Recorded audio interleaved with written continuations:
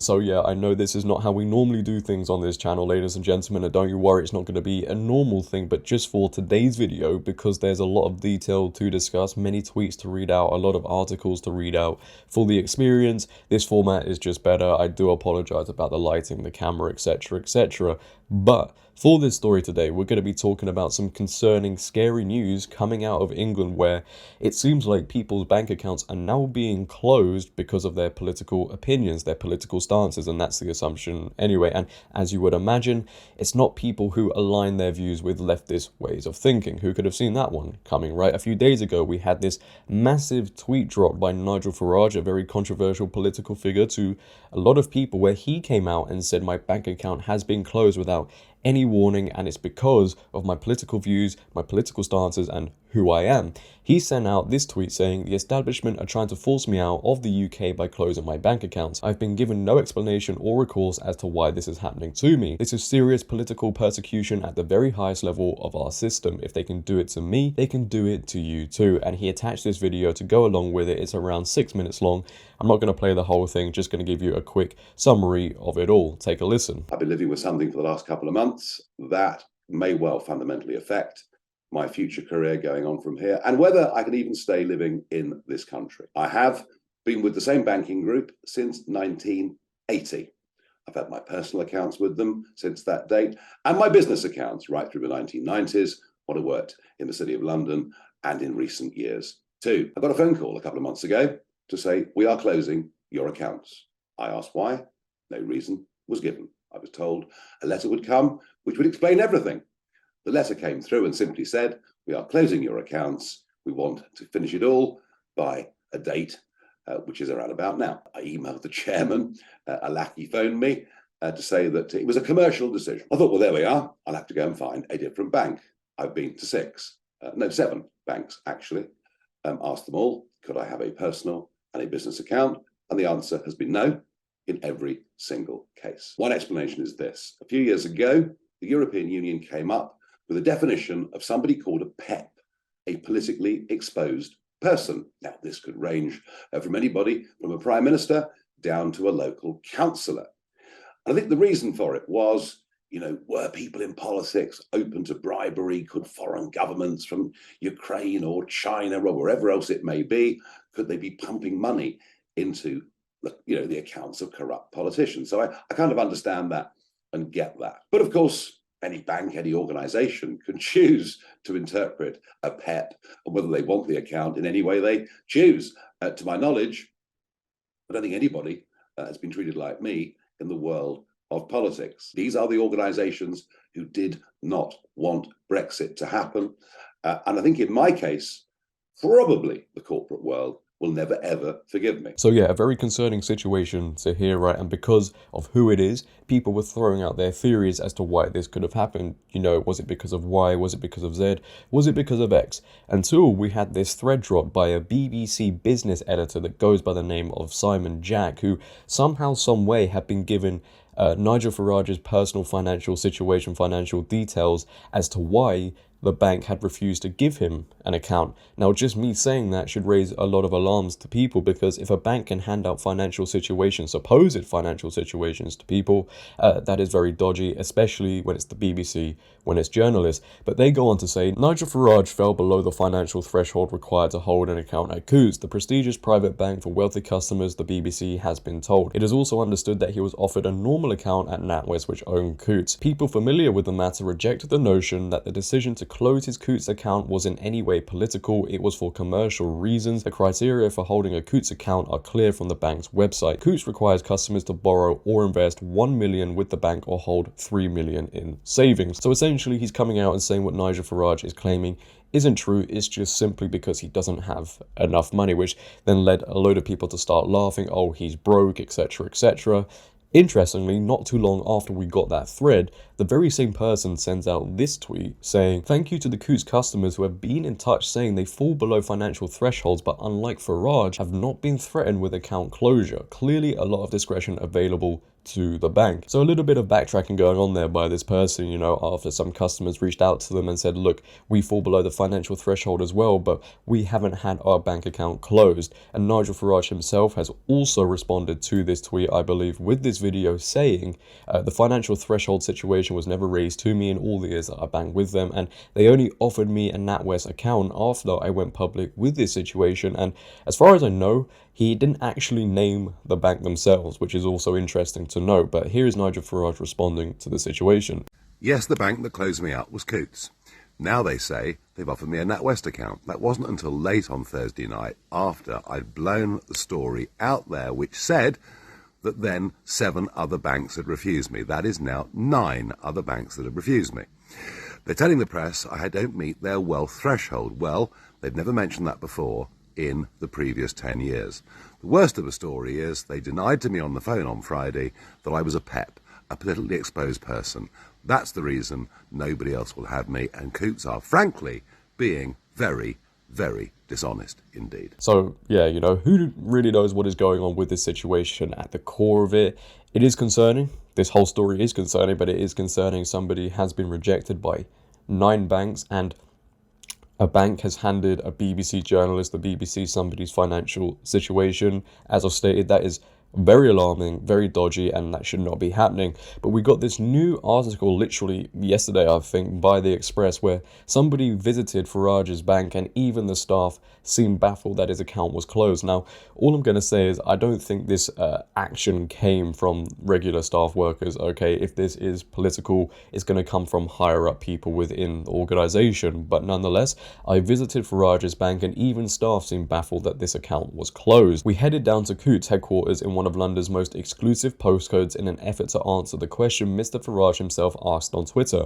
What made the bank think that giving out my personal financial details to their Financial Times and the BBC was ethical or legal? Unfortunately, most employees at the world's 8th oldest bank were unwilling or unable to provide an explanation. We asked scores of bank employees whether it was normal for the reason behind an account closure to be provided to the press, or indeed if an individual's details would be discussed with anyone other than the owner. In response, employees shrugged, pulled faces, ignored us, and said no comment. The one employee who did stop to answer our questions appeared confused as to why journalists would be given such information. As we all are, journalists should not be given said information. We asked him whether it was normal or right for the BBC to be told why an account would, to which he replied, "It doesn't sound so." The staff member added they weren't aware of it happening with anybody else. Amongst the customers we spoke to, one confirmed they didn't meet the 1 million threshold and hadn't done for years. Another said she believes such details should be provided to the press, while her husband doesn't give a damn. So, you know, I really do hope we get some developments surrounding this whole one, because to have somebody's bank account closed, rejected by 9 banks because of their political stance, opinions, is a very dangerous tone to set. I think we can all agree on that one. However, don't know why I just said that, because it does seem like that dangerous tone has been set. We had news come out not long after this whole Nigel Farage bombshell that a vicar had his bank account closed because he reached out to his bank and gave them feedback on their pride agenda, the progressive ideology that they were pushing. And he's completely entitled to give that feedback, because we live supposedly in a country that, you know, supports the idea of freedom of speech. And because of his opinion, they closed his account. Now, he was interviewed on GB News, who are bringing a lot of attention to these matters because, you know, the mainstream media don't really care unless it's somebody they love and adore. And this is what he had to say about his story. Take a listen. I'm sorry to hear about what's happened to you. Yeah. Can you give us a summary of what did you do?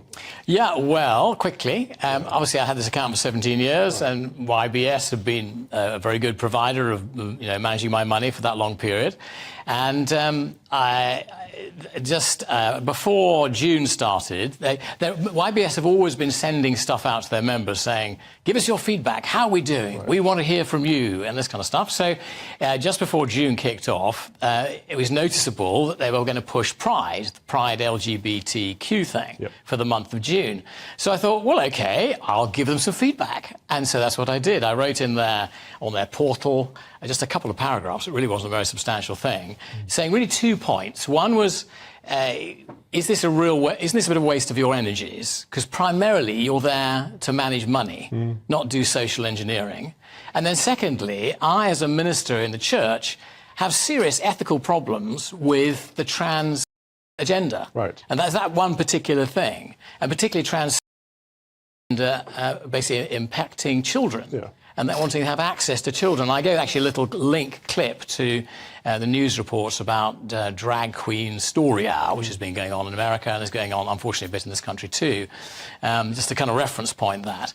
And I thought really, almost certainly the Customer Relations Department will bin it, just ignore that. I thought maybe if they got 100 other similar questions like this from their members, they might think, oh, well, perhaps there's something in this. Perhaps we shouldn't push this gay pride stuff so much. So I heard nothing until last week, and then I got a rather surprising letter from them saying rather extreme things like, the relationship between us has irrevocably broken down. I thought, oh, really? This is the first I've heard about it on this letter. And so we're going to close your account. End of story. So let me just get this straight. Right, somebody expressing a different political opinion, which it's an opinion shared by many people, is now such a crime that it warrants somebody's bank account being closed.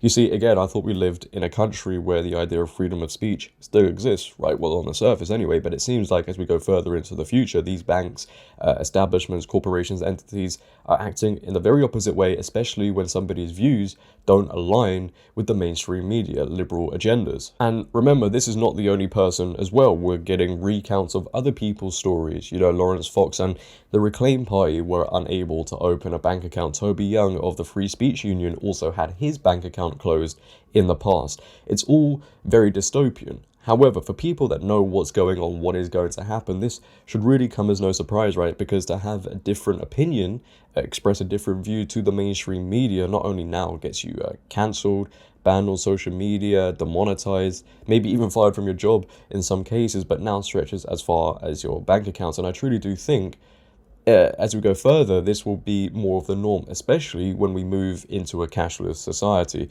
What is mind-boggling to me, okay, is whenever this situation happens, whenever anybody faces consequences, whether it's from a bank, social media, etc., and it's somebody the leftists, the liberals don't like, they think it's a win. Okay, they sit there and champion it. But what they don't understand is, in time, the same will happen to them. When they do something that doesn't align with establishments, corporations, they will also too be affected. It's interesting because leftist liberals used to be all about fighting the machine, going against the establishment, but now they're used by the establishment to push certain policies and certain agendas.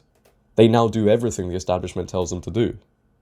We've seen that over the last few years. They are literally the pawns used to create all of these policies to normalize such agendas. It's very weird how it's all flipped, isn't it? But now we also have this article coming out where the government, Rishi Sunak, and the Chancellor are also apparently getting involved. Free speech within the law is an important part of British liberty. Rishi Sunak issues warnings to banks over claims they are blacklisting customers with controversial views as Chancellor Jeremy Hunt instructs ministers to investigate. The government will take action against woke banks accused of blacklisting customers because of their views, it was revealed today. The Prime Minister and Chancellor are investigating because they're concerned about the move's chilling effect on free speech. Jeremy Hunt has asked City Minister Andrew Griffith to investigate cases where leaders close the accounts of individuals or companies whose beliefs they disagree with on issues such as Brexit, gender, or sexuality. Now, the last two especially, we all have, I would say, the different view to the mainstream media because we also see what is going on,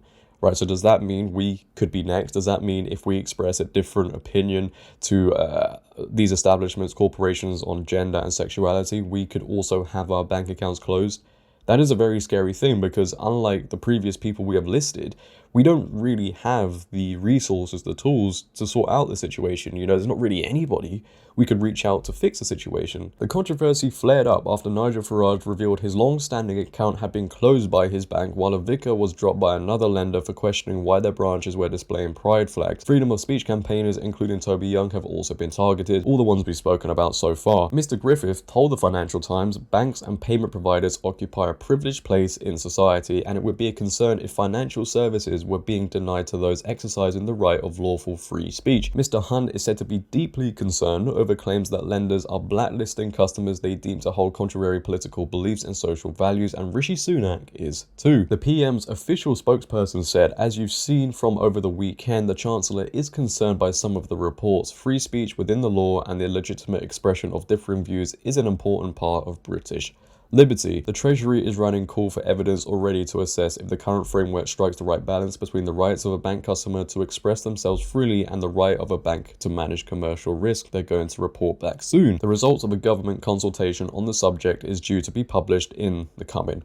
weeks. So it is going to be interesting to see what comes from this report. I mean, I'm even just seeing this part on my screen now where you can also see, you know, Farage fears MI5 helped shut down his bank accounts, forcing the ex-UKIP leader to consider leaving Britain. So, you know, when they visited that bank in the earlier article I read, as I said, these actions aren't going to come from the average person. You know, it's going to come from people in very high positions. If anything damning does come from that report, I'll cover it on this channel, but this sort of news does leave a load of people in a state of anxiety. I mean, who knows what could happen to me, right? If we express a different opinion to the banks on gender and sexuality, does that mean we're going to have our bank accounts closed?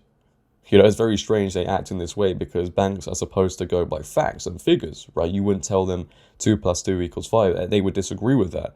But then they're aligning with a lot of liberal ways of thinking which are based in delusion. And again, you know, if this does happen to the average person who doesn't have the reach, the influence, they can't do anything about it because the tools they need to possess to push back against this certain thing come with a very expensive price, a price that not many people can afford. You know, people like Nigel Farage and others are very lucky they've got a lot of media attention on them on social media, etc. When it happens to the average person, the average Joe walking the street, what can they do about it? Nothing. But leave your opinions down below, ladies and gentlemen, on this story. What are your thoughts on it? What are your thoughts on the Nigel Farage situation? I would love to know. If you're new, hit that subscribe button and turn on bell notifications so you never miss a video. We are on the road to 50k subscribers. Let's get there very soon. Leave a like rating as well if you have enjoyed. But until next time, until the next episode, it has been your boy JD. Have a great day, stay safe, and I'm out. Peace.